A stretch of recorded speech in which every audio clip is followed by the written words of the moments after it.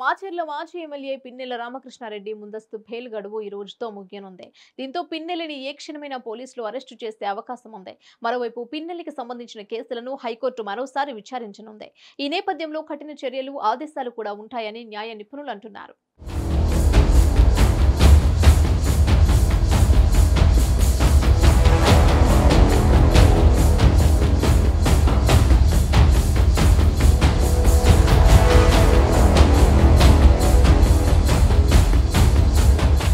అసలేం జరిగిందంటే గత నెల 13న జరిగిన సార్వత్రిక ఎన్నికల పోలింగ్ సమయంలో మాచర్ల నియోజకవర్గంలోని పాల్వాయి గేటు బూత్లో ఈవీఎం వీవీప్యాట్ను ధ్వంసం చేయడం, దీనిని అడ్డుకోబోయిన టీడీపీ ఏజెంట్ శేషగిరిరావుపై దాడి చేయడం, చివరకు హత్యాయత్నం చేయడం వంటివి పిన్నెల్లి ఎదుర్కొంటున్నారు. దీంతో పాటు సీఐ నారాయణ స్వామి పైన హత్యాయత్నం జరిగిందని, దీనికి కారణం కూడా పిన్నెల్లేనని పోలీసులు కేసు నమోదు చేశారు. దీనిపై ఏర్పాటైన సిట్ పలు నివేదికలు కూడా ఇచ్చింది.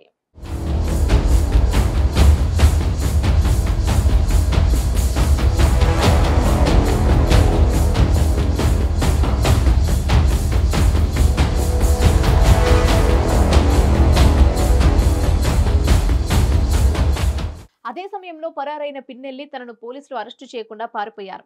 ఇంతలోనే మరోవైపు హైకోర్టును ఆశ్రయించి ముందస్తు బెయిల్ పొందారు. ఎన్నికల కౌంటింగ్ ఉందని, తాను ఎన్నికల కౌంటింగ్ సమయంలో పాల్గొనకపోతే నష్టపోయే అవకాశం ఉందని ఆయన కోర్టును ఆశ్రయించారు. ఈ క్రమంలోనే హైకోర్టు పిన్నెల్లికి ముందస్తు బెయిల్ ఇచ్చింది.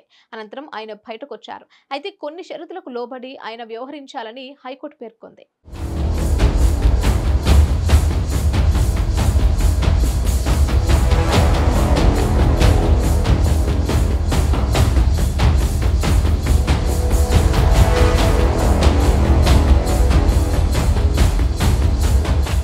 మాచర్లకు వెళ్లకూడదని, రెచ్చగొట్టే విధంగా మాట్లాడకూడదని, అలాగే మీడియాతోనూ మాట్లాడకూడదని పేర్కొంది.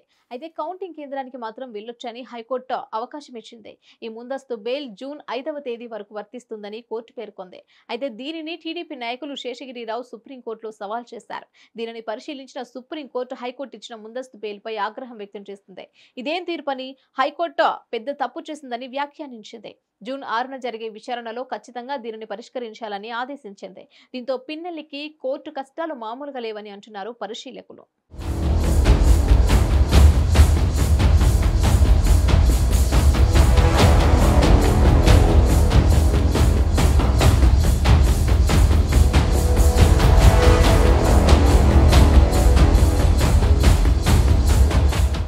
మరోవైపు గడువు ముగియనుండగా ఏ క్షణంలో అయినా అరెస్టు చేస్తారేమోననే భయంతో పిన్నెల్లి రామకృష్ణారెడ్డి ఉన్నారు. పిన్నెల్లి ఇంటి పరిసరాల్లో పోలీసు బలగాలు మోహరించారు. తప్పించుకోకుండా ముందస్తు జాగ్రత్తలు తీసుకుంటున్నారు. ఎలాగైనా పారిపోయేందుకు పిన్నెల్లి రామకృష్ణారెడ్డి విశ్వ ప్రయత్నాలు చేస్తున్నారు.